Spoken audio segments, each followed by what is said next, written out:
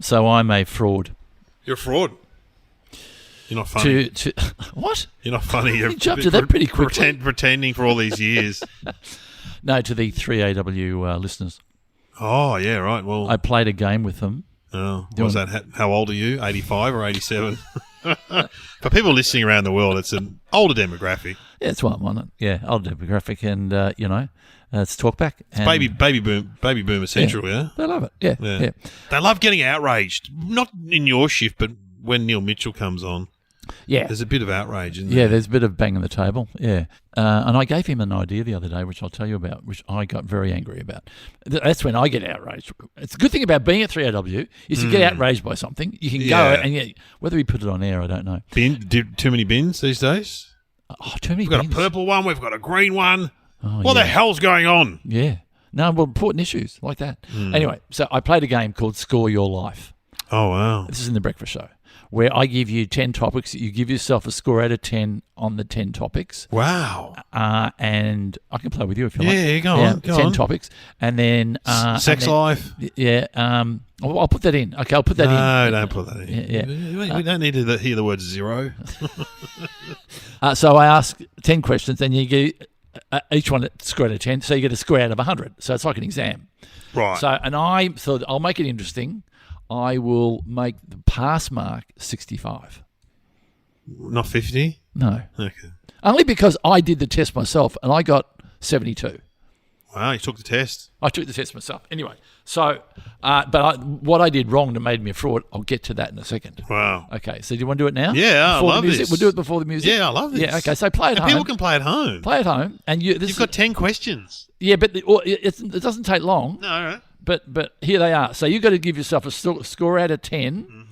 And then sort of add it up as we go. Yeah. Okay. Sure. Okay. And don't be easy. Don't just be real, man. Just be real, man. Okay. Diet.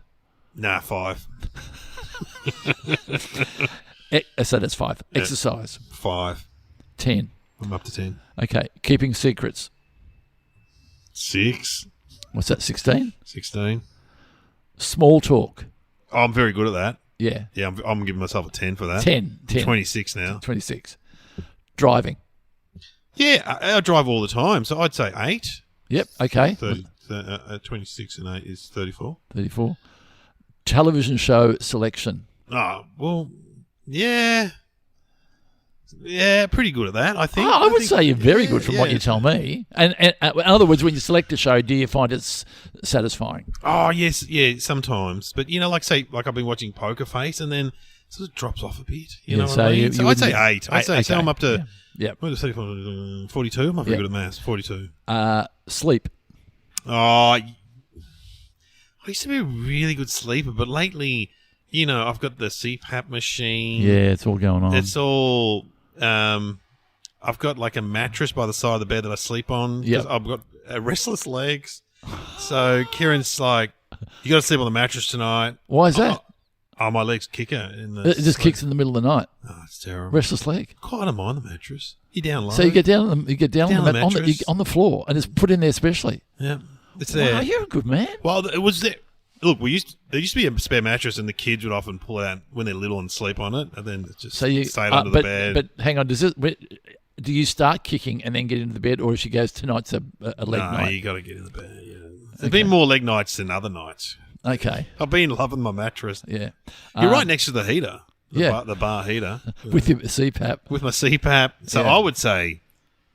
I'm going to give myself a 6. So what's that? What are you up to? 40? 48. 48? Maybe? 48. 48. Okay, dancing. Yeah, I'm a bad dancer. I'll give myself, I'm talking myself up. I'll give myself a 7. So what are you now? 55. 55. I'm not even going to pass. Hang on. Hang on. It gets interesting. Kindness. Oh, I'm pretty kind. I think so too. Yeah. I think I'll give myself an 8. 63.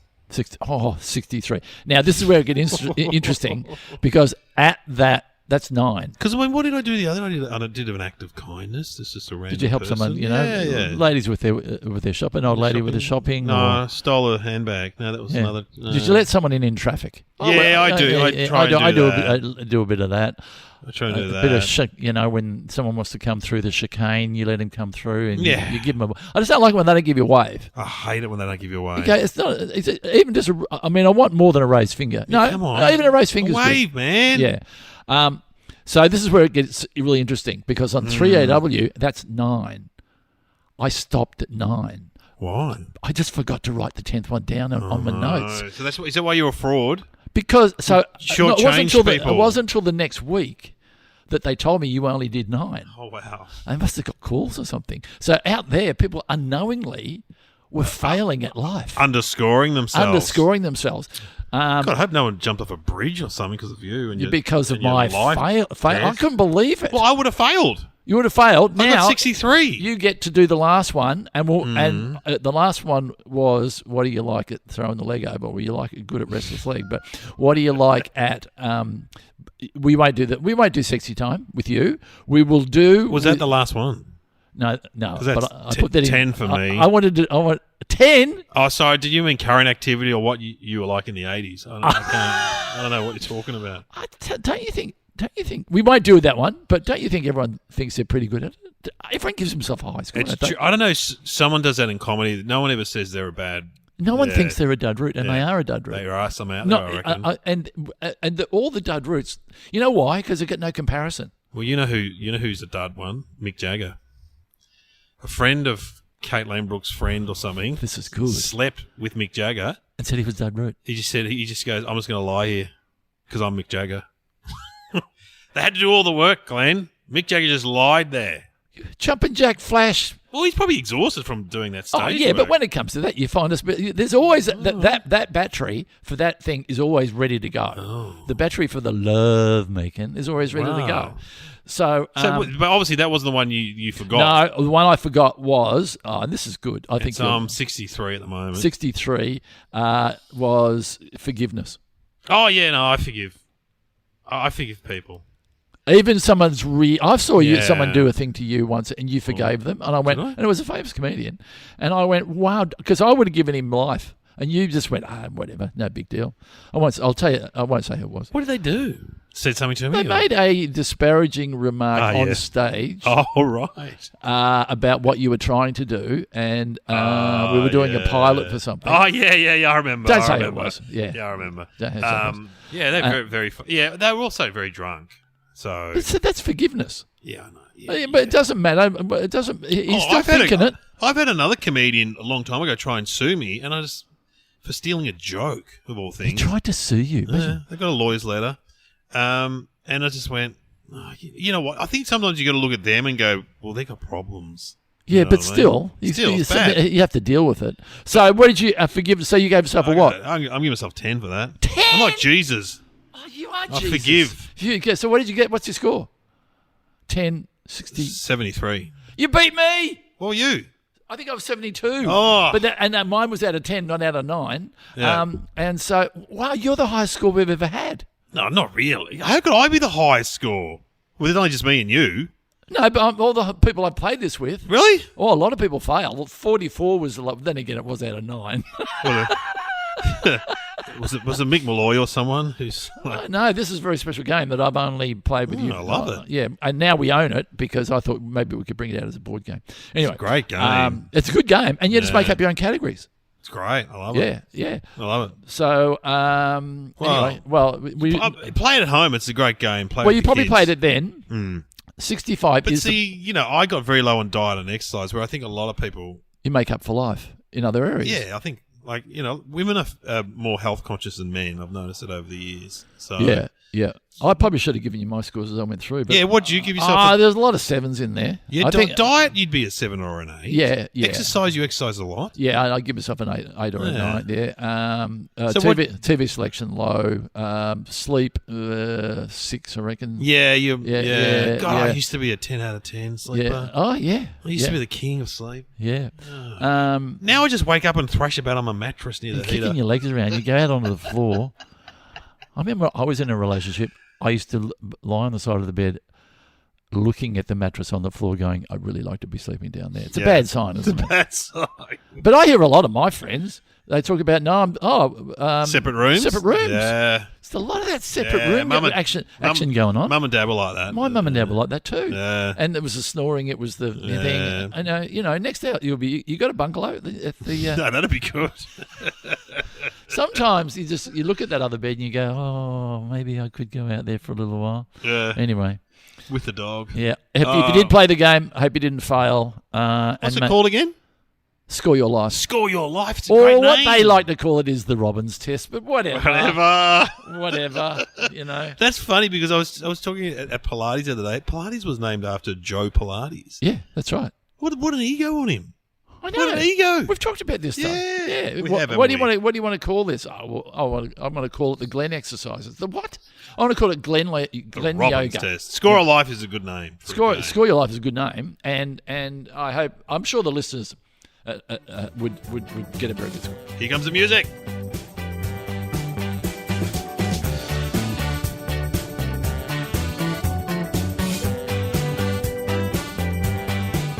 Welcome to Somehow Related Now. Please welcome your hosts Glenn Robbins and Dave O'Neill.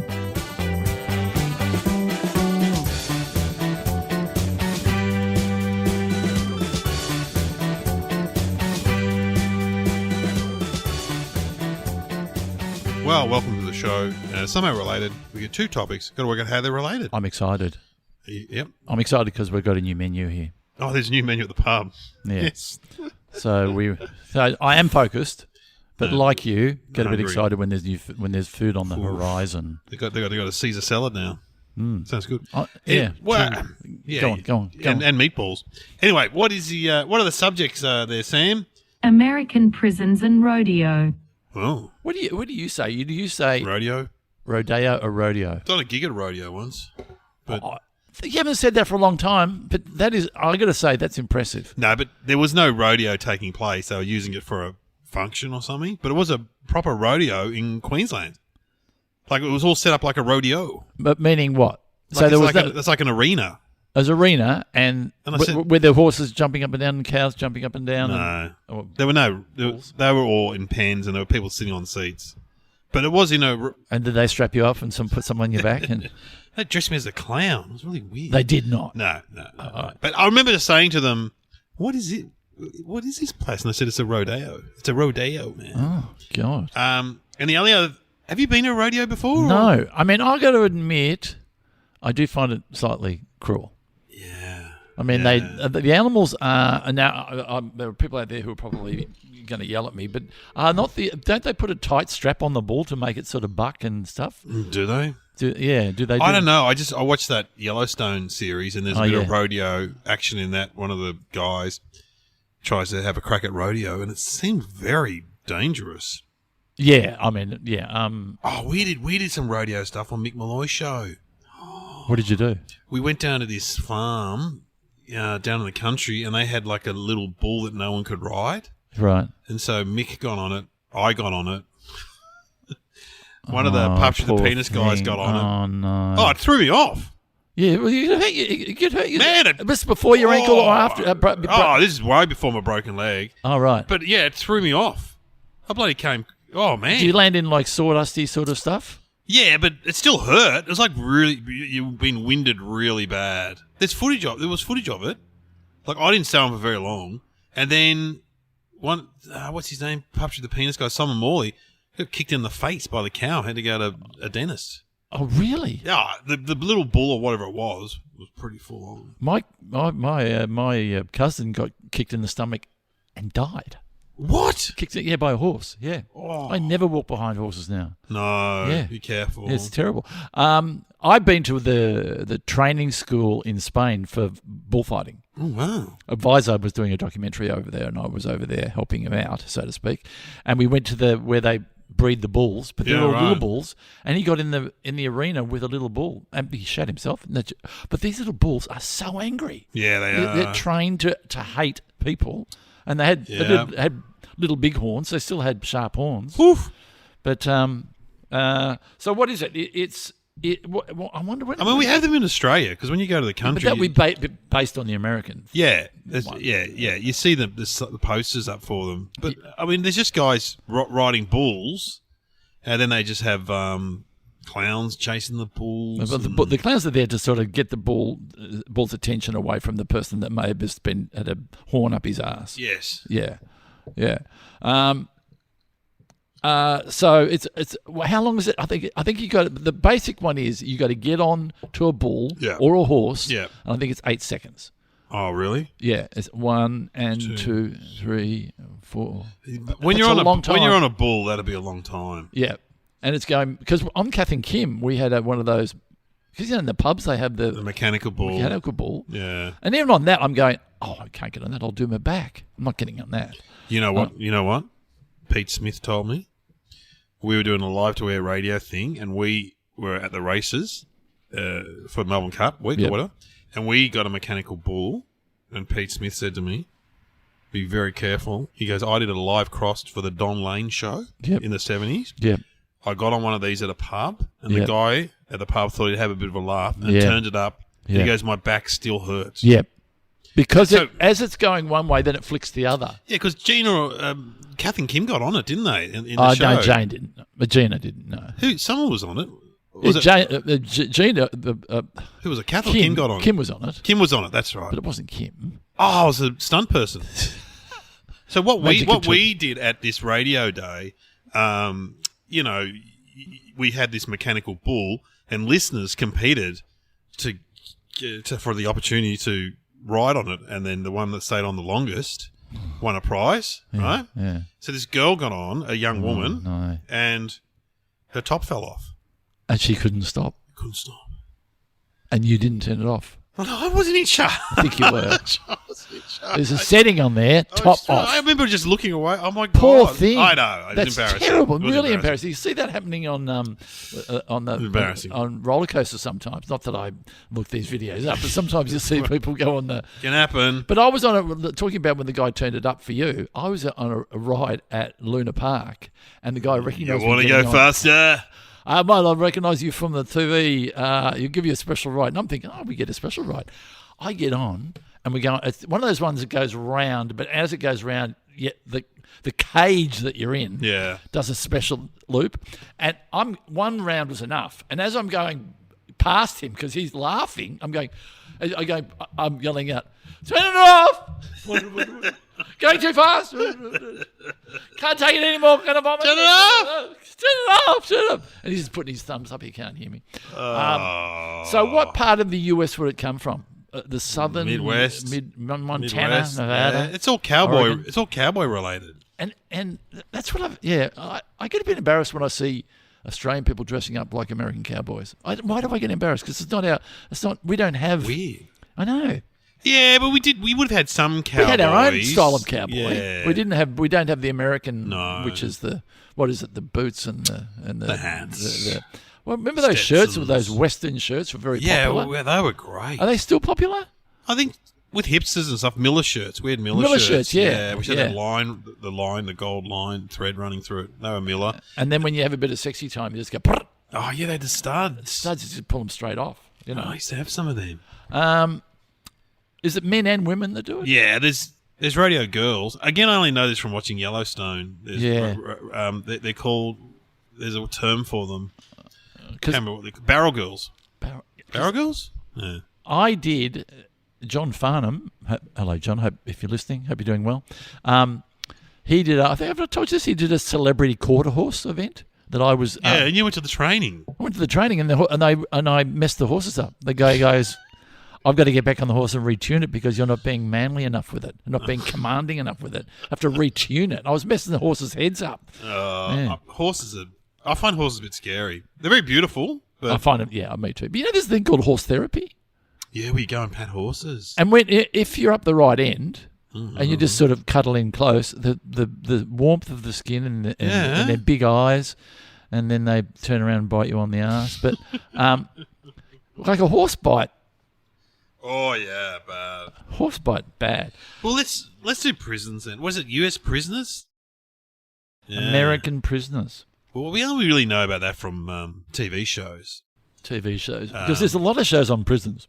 Do they love it? Oranges must be a whole industry. Well, there's dramatic shows about them, and there's non-fiction. There's a lot Reality. of there's a lot of 30 days, and there's going behind them and seeing the reality of the way they live, and I love the ones where they go undercover. There's the ones where they go undercover. I get scared. But yeah, like what have I watched late? Oh, Prison Break. Remember Prison Break? Yeah. Where the guy, there's a great scene where the guy rips off his shirt and he's got a map of the prison tattooed to his chest. I remember doing a joke about when I was a taxi driver, I used to have the Melways map tattooed to my chest. Prison Break was a great series, the first series. Had an Aussie in it too. What was the one that I really liked? Orange is the New Black. Yeah. Prisoner. Wentworth. He used to give me roses, but that was different then. What about the older ones like Porridge? Oh, I love Porridge. Now, Porridge was Ronnie Barker. That would have been 1970s. It was in colour, and he was in jail. And there was. Hey. No, that was. Oh, no, don't do that. Butler. I'll get you, Butler. That's Butler. I'll get you, Butler. There was someone who came around. There was like a young guy, wasn't there? The young, gormless kind of guy in prison. Hogan's Heroes. Loved Hogan's Heroes. That's a POW camp. No. I know nothing. Who's Hogan? What's his name? Sergeant Schultz. That'd be good think music, actually. What about the movie Alcatraz? Oh, great. Clint Eastwood. Escape from Alcatraz? Yes, and Birdman of Alcatraz. That was a good film. That was the other guy. It's good. Wasn't that Clint Eastwood? No? He wasn't the Birdman of Alcatraz? No, it was the guy with the big teeth. Oh, no one. Nick Nolte. No, he was. Oh, having a noble moment. No, just leave it. It's all right. We can look it up later. Yeah. I've been to Alcatraz.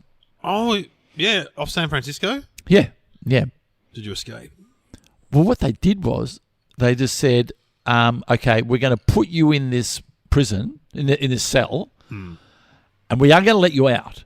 But when we close the door, it's going to go pitch black. Oh, God. And as soon as you heard that clunk, it went pitch black. And even though you knew you were going to get out, it was incredibly intimidating. It was really scary. I don't think US prisons would be... I mean... I was in there with a tour guide and he touched me inappropriately. That's the ghost. I mean, I think it'd be one thing to go to like a Brazilian prison or something, but American prisons, still pretty bad. Yeah. And they're all gangs that... Oh, it's all run by gangs. Yeah. The white supremacists. And if the Hispanics, the black guys. I only know this from movies. Have you seen that great movie, Escape from... The one that Ben Stiller directed? Escape from... Danny Moore. Oh, it's great. It's a great series. That's where they win over the girl that works in the shop, and they fall in love, and then she organises it from the outside. Patricia Arquette. Yeah, she's a great actress. Great series, and they get out, don't they? They. She doesn't turn up though. She's meant to meet them. Spoiler alert: she's meant to meet them, but she doesn't turn up. She panics, and so they just walk through the bushes for ages. And then they get caught again, don't they? Yeah, one gets shot, and then one eventually gets caught again. You don't need to watch it now. Yeah, anyway, there you go. But that was they reenacted the digging of the tunnels really well, as they did in The Great Escape. Oh, yeah. What did they do on that? They built a train line. Yeah, a little train line. What about the footballer's favourite, Shawshank Redemption? I've never seen it all the way through. You never seen it all the way through? You haven't seen it at the end when he's on the beach in Mexico? I think I've seen that bit. What I've been doing, I've turned it on, and I got a little bit bored. So I go and do a bit of washing, a bit of ironing, and I walk past the TV, so it's still on. Yeah. I go, I'll be able to follow this. And then something happens, maybe I put the bins out, whatever, and then I come back for the bit on the beach. And what's the outcome? They both are on the beach together in Mexico. It's a good movie. It's a great movie. Is it? Yeah. Yeah, it's a great movie, but it's often put on footballers' favourite movie list. Shawshank Redemption. Who's in that? What's his name? Tim Robbins. And? The black guy. No. Yeah, no, it's a good. It's a really good movie. Morgan Freeman. Oh, well done. Yeah. Oh God. I just don't want Ross Noble to fall off his tractor. Yeah. Can I? Well, do you know anyone who's been in a US prison? One of the dads at school has actually. I don't know his number though. He got done for drugs in his. I do know someone that's been in prison. This guy got done for drugs in his shoes. Yeah. But I don't know whether he wants to, because he lives here now. He's American. Yeah. Can I text him? Yeah, text him. text him, and I'll just see if he minds, because he told me the story, and I went, "That's a great story." I'm just going to text him. Hang on, an American who lives here now. Yeah. You live in the world of celebrity. Well, I know Don Lane. No, he's dead. Okay, who else? Who else is here? Who else moved from America? What's his name? Zach Thingo, Efron. Yeah, he lives here. Matt Damon was living here for a while. He lived in Byron Bay. Are you texting him? No, you're trying to guess. I'm trying to guess who. I'm sorry, what I was American? Caught up in the text. He said we can talk about it. It's a friend of the show, Alex, chef. Your son-in-law. Yeah, correct. Yeah, great guy. He has spent. I'm going to say it. He's done time. Wow, I didn't know. I didn't know he was a jailbird. Think I've broken bread with that guy. Maybe you should think twice about if you don't leave your phone lying around or your wallet lying around. Seems like a nice guy. It seems like a nice guy, but he's done time, and he's probably affiliated with gangs all around the world now. Didn't know we were having lunch with the Comancheros. Yeah, you had lunch with him. We did. You're a made man because you know people from the inside. Protection. Okay, he said we can call him. Let's call him. Okay, here we go. Hello. Hey, Alex. Hey. It's Glenn and Dave. It's somehow related. Podcast. And you know what's going on. Are you seriously? Are you sure you want to talk about this? Yeah, no problem. It's been about 15 years ago, so I think we're okay. Since you were a jailbird. Yeah. Now, I'm trying to work out. Glenn doesn't tell me what you did wrong to get into jail. Yeah, don't say that. Say. You're a chef. Alex. You spat in someone's food. Robert De Niro's food. He pulled some strings. No, it was. Have another go. No, it wasn't not that extreme. Punched a customer because they're so annoying. Customers. Yeah, those unruly customers. Sometimes you like to, but no, it's actually such a funny reason why. But urinating in public, that kind of thing, or well, in America, No. Yeah. So what happened? Well, so I actually had just finished work, and I was working in Brooklyn at the time, and I was running late for a train, so I was running down to the subway, and some subway terminals have a person you can buy a ticket, or you can just use a machine, and the machine wasn't working, classic New York subway system. So I just thought I'll just jump the turnstile, so I'll make the train. So I jumped the turnstile, I run down the stairs, and just at the bottom of the stairs, there's a police officer waiting, kind of like he knew that was the spot to hang out at. So he's like, "All right, sir, come with me, I'm going to write you a ticket." So they asked for your ID and everything, and then it kind of occurred to me. I thought, I have an unpaid ticket. Let's see how this goes. Oh, no. So in America, those kind of things can really creep up to get you later. So he runs my ID, and I hear on the radio something about a warrant. And I just thought to myself, oh my gosh, here we go. And at that moment, the police, they hear warrant. They don't know what it actually is for. They don't give you the information. It could be a very trivial thing, like an unpaid ticket or speeding fine. Yeah. So, and then that's the moment when they're like, "All right, sir, turn around, put your hands behind your back." Fantastic. No. It was one of those moments that hit you, and you're just like, I can't believe this is happening. I just finished work, and here I am now. I'm getting arrested, and the guy, he handcuffs me and he walks me through. And it was a pretty large station. It was one of the main stations in Brooklyn. And he walks me through the entire station in handcuffs, and everyone's kind of looking like, wow, it's terrorist. Yeah, whatever. You can't help but feel quite bad about it. Like, you're like, what's happening here?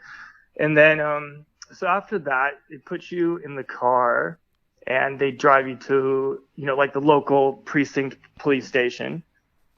Yeah. And they go through all your belongings and just see what you have and everything. And then they put you in a holding cell. And without any information, really. They don't the drunk tank, as they call it sometimes on TV. Yeah, pretty much. It's just like a, drunk tank kind of holding cell. No one's in there. It's just me. Oh, that's good. Yeah, and they don't tell you any information of what's going on. And hours pass. But who's in that room with you? What sort of people are in there? Well, this one's no one yet. Oh, okay. Yeah. So then hours pass, and then the guy comes back, and he's like, "All right, we're gonna transfer you to booking, like the main, processing booking. And there's one in Manhattan and there's one in Brooklyn, the two major ones. And it's the big processing facility where, people are either going to Rikers Island or they're getting sent back home. So Rikers. The guy comes in and he puts you in handcuffs again in leg shackles. Leg shackles? No. Leg shackles. And they put you on one of those. It's so bizarre. And then an NYPD bus with like the bars on the windows. Yeah, we've seen it all on movies and TV shows. You feel like you're on The Fugitive with Harrison Ford on the NYPD bus. It's just like, who's going to stop the bus now? And so they transfer you to the main facility, and that's when it starts getting real dark, because that's when you're in the holding cell with the people who are getting processed for major crimes. And at this point, you're just considered, it's still just a warrant. No one's telling you much information. But that's when you're doing the walk with everyone in shackles, going to the main booking of, the mug shots, the identifiable marks, scars, tattoos, the fingerprinting, like the whole, deal you'd see on TV and that kind of thing. And that's when it gets pretty dark, because you're just in there for so long. And I happened to be in there for 2 nights. Wow. 2 full nights. And so do you get given a cell, or it's just in a general area? Well, they move you around quite a bit as people get processed, but you're in a giant cell with bars and the whole thing. Were you scared for your life? Were there guys who were going to bite your head off? Well, there was definitely some rougher people, and it's a very bizarre experience, because you try to have to, have some common, interaction, just so you can kind of exist. Yeah, have the time go by more pleasant. And, so I just try to think about, things I was talking about basketball. Yeah, I love just that. some sporting, the things everyone can kind of relate to, just to kind of be like, who's this guy in the corner not talking? Yeah. And I was kind of dressed kind of bizarre too. I was wearing like leopard skin pants and a leather jacket. So it didn't help my, cause I was going to go out after work. You're like a pimp, sort of. A pimp look. It didn't really help my situation at first, but was it just after a while? Yeah, go on after a while. Yeah.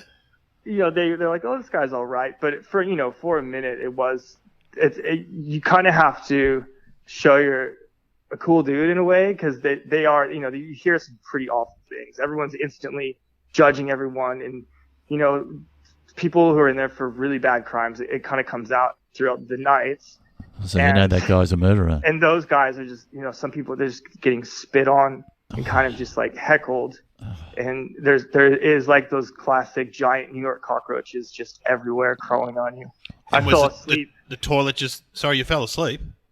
Oh yeah, well the toilet as well. There's just one toilet. It's all metal. It's all metal, and it's in the middle of the room. Oh, like just to make it as uncomfortable as possible. Oh, so did you go to the toilet? Well, I mean, you do have to pee. You can't help it.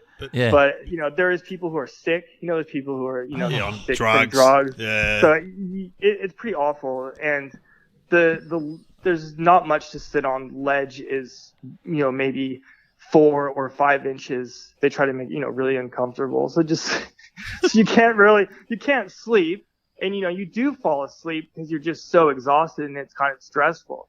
And I actually had fallen asleep at one point, and I woke up to a cockroach crawling up my arm because I hadn't moved in enough time.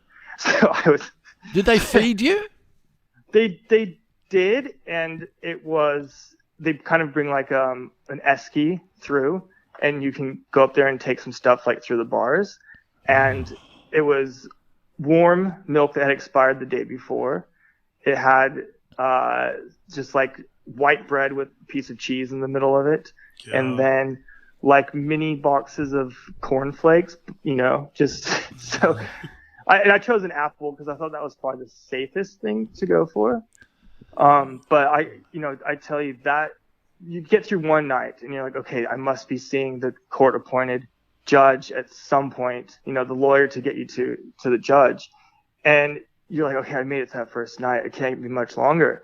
But it happened to be on a weekend. In New York on the weekend, there's so many things happening. Yeah. The jail system is just fully booked. So you get through that first day and you're like, oh my gosh, I can't believe I haven't been seen yet. And then when you know you have to get through one more whole day and night, that feeling, I'll never forget just like how awful that feels. Hopelessness. You're like, can I just get out of here? Yeah, the hopelessness. And I mean, that's only 2 nights. Like, I can't even begin to think about, staying in for months or something like that. Yeah. But yeah, it was pretty fun. And what happened? Never forget it. What happened with the judge when you finally got to see him? I finally see the judge. You go into this weird little like plexiglass cubicle where they have like the court-appointed lawyer come in and they talk to you, and then you're like, "What did you do?" And then they're kind of like, "Well, that's you've been here for a long time for jumping a turnstile." So when you finally see the judge is just like, you've served your time, case dismissed. Just don't do anything for 12 months, and everything's dropped. But they're like, yeah, you've definitely served your time. 2 nights for that, you're case dismissed. Just don't get any trouble. And what did you do when you first got out? Went to the toilet?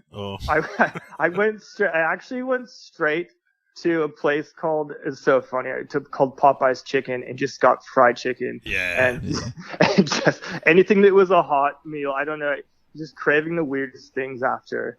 It was like almost 3 full days and 2 nights. Gee. But you're a wise guy now. You're a tough guy. Yeah, tough guy. You've handled tough guys. You know how to talk the talk, walk the walk.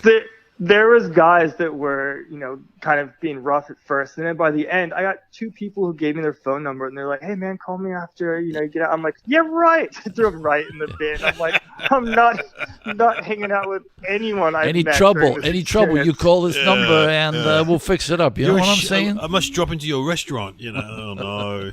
But, it's crazy. There's people going straight to Rikers. There is some people that you can tell are broken. Coming in there for some bad crime. Yeah. Oh, wow. Thanks for talking to us, Alex. It's an amazing story. Should we ask Alex whether he knows the answer? What's the connection? Yeah, Rodeos and American prisoners. He probably doesn't know the answer. Do you know that answer? You might know the answer, Alex. I don't know. And, unless it's something from the early 1900s where they could have used prisoners as rodeo clowns to be just more mean in the jail system than possible. Yeah, right. But I don't know. I have no idea. Yeah, no, that's all right. Hey, thanks for talking to us, Alex. That was excellent. Thanks, Alex. Yeah, thank you, guys. And we'll see you on the weekend. And it's Alex's birthday. Oh, today? Tomorrow. Wow. Oh, there's big events. I heard the words to Alex, bouncy castle booked. That's all I heard. It's been booked for a while. Thanks, Alex. See you, man. Thanks, guys. See you. All right. That's great. Thanks again, Alex. So we need some thinking music, yeah? Yeah. So we could have something from Bird Band from Alcatraz. We didn't talk about Cool Hand Luke. Remember he was in the throwing a ball against the wall. I think we've got this wrong before. He was in the 30 Days in the Box. What we got here is a failure to communicate. And he got, and then they rolled it. Oh, he got out. He was smart to the top guy, wasn't he? And they kicked him down the hill. And then he was in the box, the black box. We also haven't mentioned Papillon, which is not US prisons. They're like. That was one of the first really scary prison films, wasn't it? Papillon. Okay, well, as you suggested before, what about a bit of Hogan's Heroes? Even though that's a prison of a war camp. Well, it's the sort of series that they couldn't make now, could they? It's not. It's not really appropriate to portray. It was funny though. Yeah, it was pretty funny. So what was who was there was Schultz, Colonel Klink. Yeah, we better not do the accent. Hogan. I'll do it. Hogan. The very cool Hogan. And what was Schultz's catchphase? Because that's back. I know nothing. I know nothing. Meaning that he was on. They kind of they would tell him stuff. Yeah, and he'd say. Well, didn't they always give him food though too? They sort of there was some sort of paying off, and they gave him inside information and stuff like that. And he always went, don't tell me. I don't want to know about it. I don't want to know about it." And he always, yeah. It's very disturbing to find out that Hogan was a bit of a pervert in real life.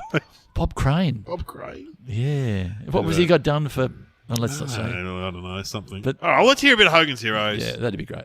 What is he doing in the uniform, General Hogan, please? Oh, you went too far. I must report this. It would be worth my life if I do not report this. It's only until tomorrow, and he's going to take it off again. After he steals the tank. Oh? From the Panzer Division. Oh? And brings it here into the barracks. Oh, I see nothing. I was not here. I did not even get up this morning.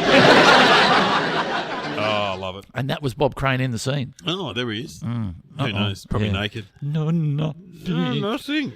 So do you want to have a guess? I'm going to say that when prisoners come out of jail, because then they find it hard to get a job. I'm going to say that rodeos are willing to employ prisoners, and maybe they dress them up as clowns. I don't know, but they're willing to give them a job. Well, I'm going to go with Alex. I think rodeos were used as some kind of punishment in the US system, the prison system. What, they bring a bull into the prison? Well, no, I think, like you said, but I think they're still prisoners. They must have prison rodeos or something, like where they're using prisoners as fodder for the bulls. Yeah. Oh, really? Maybe they get their sentence cut, if not. Anyway, we'll find out. Well, I don't know. What is the answer, Sam? Each weekend in October, the Louisiana State Penitentiary in Angola puts on a rodeo within its prison grounds. It's not your ordinary rodeo, though. In this one, all the competitors are prison inmates and the rules of normal society don't exist. The rodeo is still operating and is the oldest prison rodeo in the United States. The Texas Prison Rodeo started in 1931 but was closed in 1986. 4 inmate cowboys sit at a table in the middle of the arena playing a game of poker. A bull is released with the sole purpose of unseating the poker players. The last man remaining seated is the winner. I got the inspiration for this one from the TV series Your Honor starring Bryan Cranston. Wow, so yeah. That is inhumane. It's terrible.